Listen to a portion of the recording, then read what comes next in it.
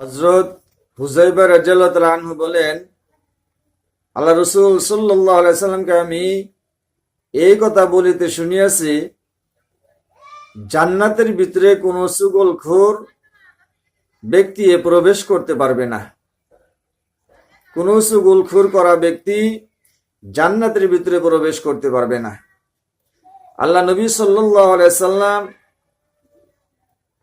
আরো বলছেন, মুনাফিকদের জন্য বা নিদর্শনের জন্য তার তিনটি চিহ্ন থাকবে।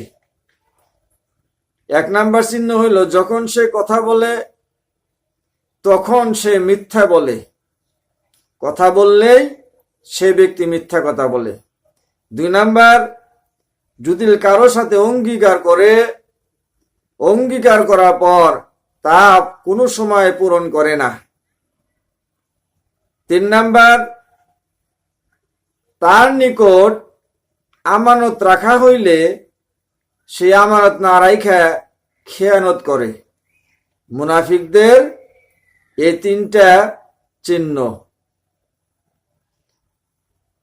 হযরত আবু উমামা রাদিয়াল্লাহু তাআলা আনহু থেকে বর্ণিত, আল্লাহ রাসূল সাল্লাল্লাহু আলাইহি সাল্লাম বলছেন, মিথ্যা কথা বলা, মিথ্যা কসম করিয়া কেউ যদি কোনো মুসলমানের হক গ্রহণ করে, ওই ব্যক্তির জন্য আল্লাহ তাআলা দুজক অবধারিত এবং জান্নাত হারাম করিয়া দেন।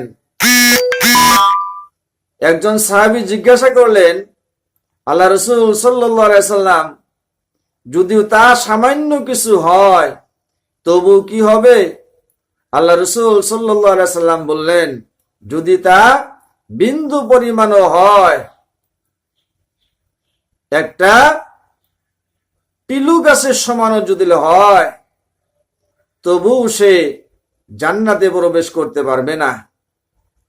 তাই সতর্ক হওয়ার চেষ্টা করি। পবিত্র রমজান মাস চলতেছে। রমজান মাসের প্রথম 10 দিন রহমতের দিন শেষ হয়ে গেল। এই রহমতের দিন আগন্তুক রমজান মাসের রোজা আমরা পাবো কিনা জানি না। এই রহমতের দিন আমাদের নসিবে আছে কিনা আমরা জানি না।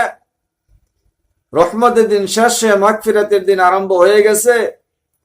এই যে 11টা দিন রমজান মাসের চলে গেল, আমার জীবনে থেকে আপনার জীবনে থেকে এই 11টা দিন আর কোনোদিন পাওয়া যাবে না। আমার জীবনের থেকে এই 11টা দিন বিদায় নিল, আর কোনোদিন আমার সম্মুখে আসবে না। তাই এই রমজান মাস পাওয়ার পরেও কোনো মানুষ যদি নিজের জীবনের গুনাহ খাতা মাফ করে না নিতে পারলো, ওই বান্দা সে হতভাগা। পবিত্র রমজান মাস আমরা পেয়েছি। এই রমজান মাসের ভিতরে বেশি বেশি আল্লাহর কাছে তওবা করি, বেশি বেশি আল্লাহর কাছে নাজাত চাই, বেশি বেশি আল্লাহর কাছে জাহান্নামে থেকে মুক্তি চাই, বেশি বেশি আল্লাহর কাছে দোয়া করি, জান্নাত পাওয়ার জন্য মহান আল্লাহ রাব্বুল আলামিনের কাছে আশা করি এবং দোয়া করি। নিশ্চয় আল্লাহ রাব্বুল আলামিন আমাদের দোয়া কবুল করবেন। রমজান মাসের রোজা, ইয়ার প্রতিদান মহান আল্লাহ রাব্বুল আলামিন আমাকে আপনাকে দিবেন পুরস্কার হিসেবে। এই রমজান মাসের রোজার এত মূল্য, এত ফজিলত, এত বরকত আল্লাহ রাব্বুল আলামিন আমাকে আপনাকে দিয়েছেন।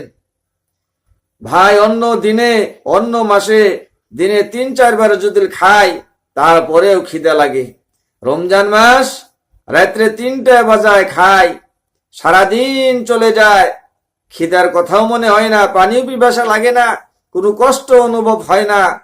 আল্লাহ রাব্বুল আলামিন এর ভিতরে এত বরকত দিয়েছেন। আমরা যারা রোজা রাখতেছি শুধু আল্লাহর মহব্বতে, আল্লাহর হুকুম পালন করতেছি, নিশ্চয় আল্লাহ রাব্বুল আলামিন আমাদের রোজা কবুল করবেন। আমি আপনি হক পথে চলার জন্য চেষ্টা করব ইনশাআল্লাহ।